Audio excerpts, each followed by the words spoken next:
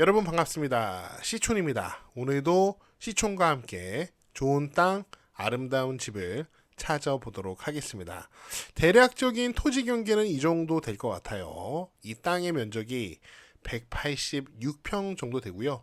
집은 면적이 38평 정도 됩니다. 이 모습을 가장 최근 모습으로 보겠습니다.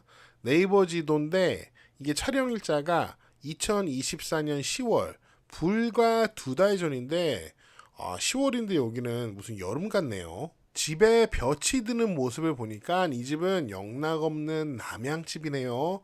남양집 너무 좋아요. 결국 중요한 건 가격 궁금하시죠? 감정가는 3억인데 현재 오늘 2차 매각길입니다. 바로 오늘 12월 18일 한번 유찰돼서 최저가는 2억 1천만 원 정도 되는데 과연 오늘 낙찰이 될지 모르겠습니다. 만약에 또 유찰이 된다면 3차 매각길 1월 22일에는 1억 5천만 원 정도. 만약에 또 떨어져서 4차 매각길까지 간다면 2월 26일 날 최저가는 딱 1억 정도 됩니다. 과연 어디까지 갈지 저도 참 궁금한데요. 자, 여기를 보세요. 이 집은 울타리는 없고 이렇게 낮게 벽돌로 화단을 조성했습니다. 이런 거는 참 아름다워 보이고 개방적이기도 하고 저는 마음에 듭니다. 계절에 따라서 혹은 내 마음에 따라서 심고 싶은 꽃을 여기다가 화단에다가 심으면은 굉장히 그 자체만으로 힐링이 될 것 같아요. 갑자기 너무 감정적으로 집을 보는 것 같네요. 자, 이쪽에서 보겠습니다. 주차장이 보이고요. 이 집이 38평 정도 되는데 요 1층의 면적이 27.9평 정도 됩니다. 아담해 보이는데 집이 상당히 큰가 봐요. 1층만 거의 28평. 그 다음에 2층이 따로 있는데 2층이 10평이 넘는다고 하네요. 딱 보기에는 좀 작아 보이는데 집이 꽤 큰 것 같습니다. 이 주차장 면적은 별도예요. 이 주차장은 7.9평 정도 된다고 합니다. 자, 로드뷰로 보면 이런 모습이에요. 차대는 쪽은 이렇게 콘크리트 포장을 해놨고요. 저는 이 집이 좀 마음에 더 드는 게 지금 보시면 여기에 배수로가 보입니다. 그리고 이 마당 앞쪽으로도 배수로를 잘 만들어놨죠. 빗물이 잘 빠질 것 같아요. 이런 거 굉장히 중요해요. 살다 보면은. 데크도 깔끔하고 잔디도 관리가 잘 된 모습입니다. 디딤석도 이렇게 보이고요. 그리고 집 뒤를 보면은 뒤에 맑은 하늘이 보이는데 아주 시원시원합니다. 뒤쪽에 막히는 게 거의 없어요. 이 로드뷰 사진으로 봤을 때 이 뒤쪽에 꼭 인삼밭이 있는 것 같은데 자, 여기서도 보면은 인삼밭처럼 보이죠. 그런데 그 사이에 이렇게 공간이 상당히 많이 있습니다. 현재 이렇게 공사가 진행 중인 것 같은데 제가 봤을 때는 아마도 도로 공사 같은 걸 하는 것 같은데 여기 만들어진 길이 보입니다. 이렇게 도로 공사를 하는 것은 뭐 개발이 되는 거니까 긍정적인 거라고 볼 수 있겠죠. 아마도 이 경매정보지에 있는 요 사진은 감정평가서에서 온 것 같은데 이 감정평가서의 조사 시점이 작년 2월 달입니다. 그러니까 작년 2월 달쯤에는 요 집 뒤에가 여기가 집 뒷부분인데 이렇게 좀 어수선했어요. 그리고 이 로드뷰는 2024년 10월 불과 2달 전입니다. 경매 물건이 바로 이 집이고요. 집 뒤에 이렇게 도로 같은 게 생기고 그 사이에 배수로도 훨씬 깔끔하고 말끔해진 모습을 볼 수 있죠. 그러니까 감정평가되고 이 집의 경매가 진행되면서 주변이 좀 더 깔끔해졌다. 이럴 수도 있구나. 참 좋네. 이런 생각이 듭니다. 그래서 여기가 어딘지 설명을 안 드렸군요. 여기는 충남 당진입니다. 지도로 보겠습니다. 이렇게 생긴 전원주택 마을이에요. 이 항공사진은 우리가 금방 봤던 로드뷰보다는 좀 오래된 사진인 것 같습니다. 여기 북쪽에 농지가 있는데 우리가 봤던 로드뷰에서는 여기에 도로도 있고 건너편에 인삼밭도 있었죠. 자, 여기 남쪽에 무덤들도 많이 보이고요. 산도 보입니다. 전원주택 단지 동쪽으로는 저수지도 있고 여기 낚시터가 있는 것 같더라고요. 좀 더 넓게 보겠습니다. 경매물건 여기에 있고 서쪽으로 횡담도, 여기 횡담도 휴게소 굉장히 유명하잖아요. 서해대교 지나서 서해안 고속도로가 이렇게 이어집니다. 여기에 가까운 시내 여기에 당진 시내가 있고요. 경매물건 북동쪽으로는 서해대교 건너서 평택, 그 다음에 경매물건 남동쪽으로는 아산, 뭐 다 가까워요. 다시 경매물건으로 돌아오겠습니다. 이렇게 땅이 생겼습니다. 지금 보니까 땅과 집이 바라보는 방향은 이 방향, 남서향이네요. 지금 토지를 보시면은 여기 위에 큰 땅과 요 앞에 작은 땅 두 개의 필지로 되어 있는데 요 큰 땅은 지목이 전, 예? 전이에요. 요 앞에 작은 땅은 지목이 임야입니다. 지금 전, 농지이기 때문에 농취증이 필요합니다. 그런데 매각물건 명세서에서는 농취증에 대한 언급이 없어요. 근데 엄연히 이게 농지니까 아마 농취증이 분명히 필요할 겁니다. 집을 다 지어놨는데 지목 변경이 안 되어 있어요. 그러면 여러분 드시는 생각이 야 이거 혹시 건물 준공도 안 난 건물 아니야? 그건 아닙니다. 건축물 대장이 있어요. 건축물 대장이 있으니까 이 집은 준공이 난 집이죠. 자, 일반 목구조로 지었고요. 사용 승인은 2017년, 이제 7년 정도 된 집입니다. 그러니까 집을 지어놓고 준공도 받아놨는데 지목 변경이 되어 있지 않으니 여러분 낙찰 받은 후에 반드시 지목 정리가 필요한 경매 물건입니다. 집의 오른쪽을 보시면 여기 마당 한켠에 멋진 정자가 있고요. 그 뒤로 이렇게 텃밭도 보입니다. 이 사진을 보시면은 여름에 텃밭에 야채를 많이 심어놓은 모습을 볼 수 있고 집의 오른편의 이 데크 공간도 상당한 것을 확인할 수 있습니다.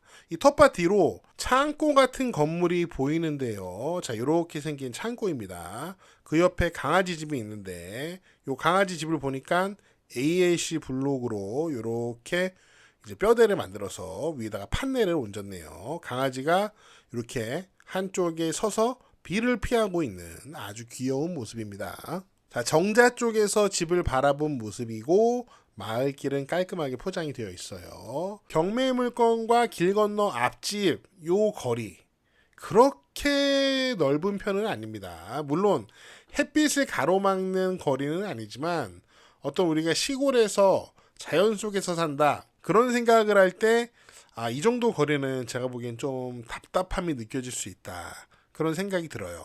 여기 집 앞에 서서 앞집을 보면은 딱 이런 모습이에요. 좀 답답함이 느껴지죠. 저 앞으로 뭐 전망이 보이는 게 아니고 다 집들의 뒷면을 보는 그런 게 저는 조금 아쉽게 느껴져요.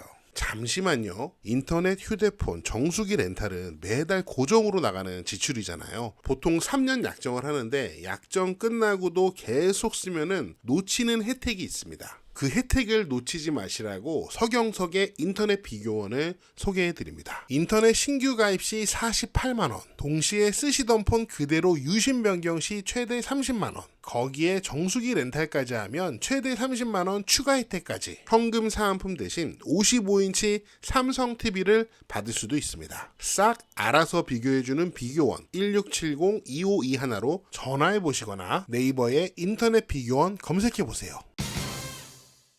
자, 그럼 심층 분석해 보겠습니다. 미쓰고 부동산 보면서 한번 꼼꼼하게 분석을 해볼게요. 자, 우선 미쓰고 부동산에서 국공유지 필터를 적용을 해봤습니다. 도로를 확인해 보려고요. 요 뒤에 국유지 국어가 있는데 여기 보시면은 경매물건 토지에 접해 있지 않습니다. 자, 마을길을 보시면은 국공유지가 아니에요. 자, 클릭을 해볼게요. 자, 여기 도로는 여기 보니까 공유인 수가 71명. 자, 그 다음에 경매물건 앞쪽으로 여기 도로는 공유인 수가 5명. 아마도 이 토지를 분양하면서 이 마을 길도 이 토지를 분양받은 사람들에게 지분으로 분양을 한 것 같습니다. 제가 봤을 때 길이 막힐 가능성은 거의 없는 것 같아요. 그럼에도 불구하고 이제 요 경매물건을 낙찰을 받는다면 요 지분은 인수하는 전략을 세우는 게 바람직할 것 같습니다. 그리고 우리가 얼마 전에 영상에서도 다루었지만 이렇게 1단의 택지를 조성하면서 그 도로를 개설한 경우에는 이 땅이 아무리 사유지라고 하더라도 배타적 사용 수익권을 포기한 것으로 본다라는 대법원 판례가 굉장히 많이 있습니다. 이 도로들도 그런 사례에 해당하기 때문에 제가 보기에는 이제 길이 막힐 가능성은 거의 없는데 그럼에도 불구하고 이 지분을 인수할 수 있다면 더 마음 편하겠죠. 이거 너무 어렵게 생각하실 필요는 없습니다. 물론 이게 지금 내 땅이 아니지만 너무 시골이라고 해서 다 길 막는다 그렇게 생각하실 것도 없어요. 물론 케이스 바이 케이스이긴 한데 저희 집은 다른 사람 땅을 한 200m 정도 밟고 들어와야 되거든요. 그러니까 국공유지 도로에서 거기서부터 저희 집까지 들어오려면은 다른 사람의 소유의 현황 도로를 약 200m 정도 밟고 저희 집 대문까지 들어올 수 있습니다. 그런데 차 갖고 다니는 거, 걸어 다니는 거 막는 사람 아무도 없습니다. 물론 제가 좋은 동네를 선택하고 또 좋은 이웃을 만나서 운이 좋은 걸 수도 있죠. 별 거지 같은 동네, 이상한 사람들 만나면은 길을 막을 수도 있어요. 그러니까 전적으로 케이스 바이 케이스예요. 그런데 모든 시골이 길을 막는다 이렇게 생각하실 필요는 없다는 거죠. 이 경매물건에 관심 있는 분들은 현장에 가셔서 마을 분들도 만나보고 도로 상황에 대해서 얘기도 들어보고 도로 지분에 대한 인수도 가능한지 물어보고 이렇게 조사를 해보시면 돼요. 그 다음 경매교육 한번 보겠습니다. 사건 번호 확인하시고요. 감정가하고 최저가는 확인했죠. 매각기일은 바로 오늘이에요. 과연 오늘 낙찰이 될지 또 유찰이 될지 한번 보도록 하겠습니다. 그 다음 임차인 권리 분석 해보겠습니다. 자, 경매물건의 말소기준 권리 최선순위 설정은 2017년이고요. 지금 2층 전부를 어떤 법인이 사무실로 사용하고 있다고 하는데 전입일자가 2018년도입니다. 말소 기준 권리보다 전입일자가 늦으니까 대항력은 없어요.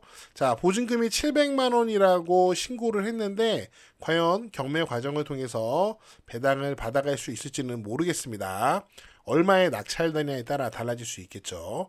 자, 아무튼 전입일자상 대항력이 없기 때문에 이 법인에 대해서는 낙찰자가 걱정할 게 없을 것 같고요. 자, 그리고 다른 권리관계들을 보면은 모두 다 요 말소 기준 권리보다 날짜가 나중에 잡힌 권리들이기 때문에 경매 과정을 통해서 모두 소멸되고 낙찰자에게 인수되지 않습니다. 권리적인 하자는 없는 경매물건이라고 볼 수 있을 것 같아요. 자, 마지막으로 이 동네 전원주택의 시세를 한번 확인해 보도록 하겠습니다. 현재 경매물건은 2억 2천 정도 되죠. 물론 오늘 낙찰이 될 수도 있고 유찰된다면 다음에는 1억 5천입니다. 자, 요 경매물건 바로 앞에 집이 여기 보시면은 토지가 179평, 경매물건이랑 거의 비슷하고요. 건물은 41평인데 2022년에 2억 5천에 거래가 됐습니다. 자, 그 다음에 여기 건너편 보시면은 자, 여기는 토지 190평, 건물은 47평, 건물이 좀 크네요. 얘가 3억 2천. 그 옆에 집은 땅 190평, 토지는 비슷하고요. 건물은 56평. 와, 건물이 엄청 크네. 자, 이게 2022년도에 2억 6천에 거래된 것을 확인할 수 있습니다. 뭐 2억 되면은 이 동네 시세라고 볼 수 있을 것 같아요. 저의 개인적인 생각은요. 동네가 뭐 깔끔하고 좋은 것 같긴 한데 이 집들 사이의 거리가 다소 가깝다. 그런 생각이 들어요. 우리가 시골에 가서 전원주택에 산다고 하면은 뭔가 좀 더 여유로운 공간에서 내가 하고 싶은 짓거리를 다 할 수 있는 그런 삶을 꿈꾸기도 하잖아요. 뭐 저는 그렇게 사는 게 좋은데 물론 이렇게 단지가 형성되면은 땅을 크게 쓰기는 어렵습니다. 그런 점이 조금 아쉽다라는 생각이 들고 우리가 앞서 확인했지만 현재 이 집은 지목 정리가 필요하다고 했죠. 농지증 확인하시고 지목 정리할 수 있는 거 확인하시고 그 다음에 도로 지분 인수까지 만약에 확인하신다면 마음에 드는 분들은 낙찰 받아도 괜찮을 것 같습니다. 제가 준비한 내용은 여기까지고요. 여러분은 어떻게 보셨는지 다양한 의견을 댓글로 남겨주세요. 저는 다음 영상에서 더 재미있고 유익한 내용으로 돌아오겠습니다. 여러분 시촌어게인